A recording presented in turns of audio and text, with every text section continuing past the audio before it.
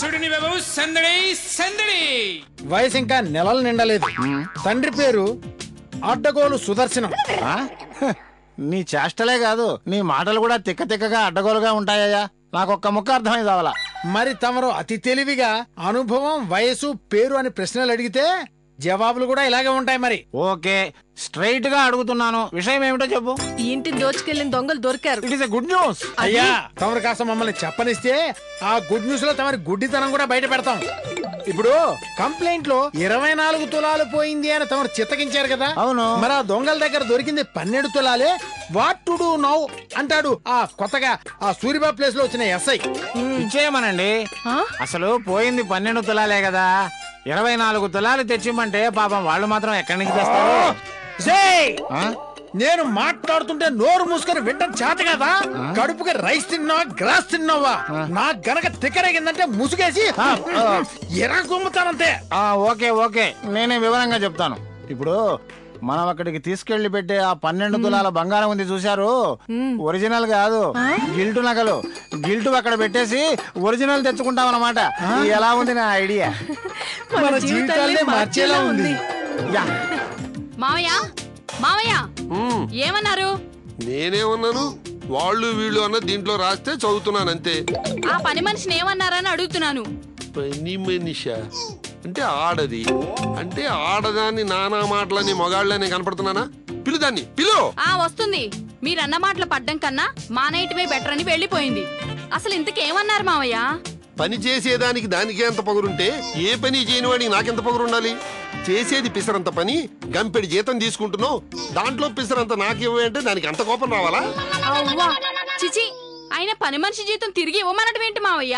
లేకపోతే అప్పుడెప్పుడో 5వ క్లాసులో ఉండగా మాయాబజార్ చూశాను, కలర్ లో వచ్చిందిరా, ఆ సినిమాకి తీసుకెళ్లరా అంటే వాడు నా మాట వింటున్నాడా? అందుకనే దాన్ని డబ్బులు అడిగాను. అబ్బా, ఆయనకి టైం లేదని చెప్పారు కదా. అబ్బా, నాకు ఖాళీ ఉందని చెప్పాను కదమ్మా. ఆ డబ్బులేమో నా మొహాన్ని పడేస్తే నేనే పెడతానుగా. ఇస్తే ఎలా వెళ్తారో ఎలా వస్తారోనని భయంగా ఉంది. ఆర్టిస్ట్ నైనా నా కళ్ళే నమ్మలేకపోతున్నాయండి. ఎంతగా తామరేం చేస్తుంటారో? బేవాసుగా తిరుగుతూ ఉంటారు. అబ్బో, పెద్ద జాబే.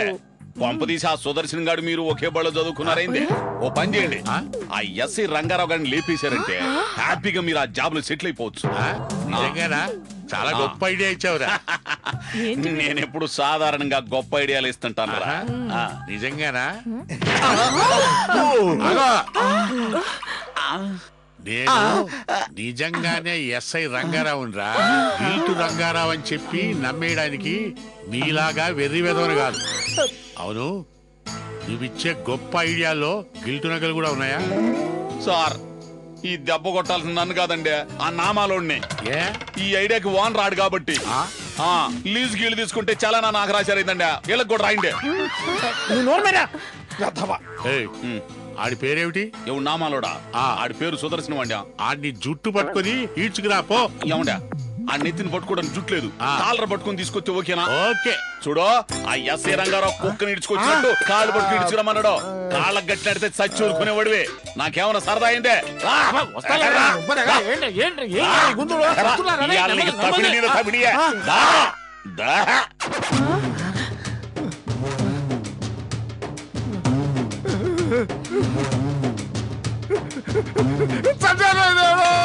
నానా, పని మనిషి మానేలా చేసి చాలా మంచి పని చేసావు నాన్న.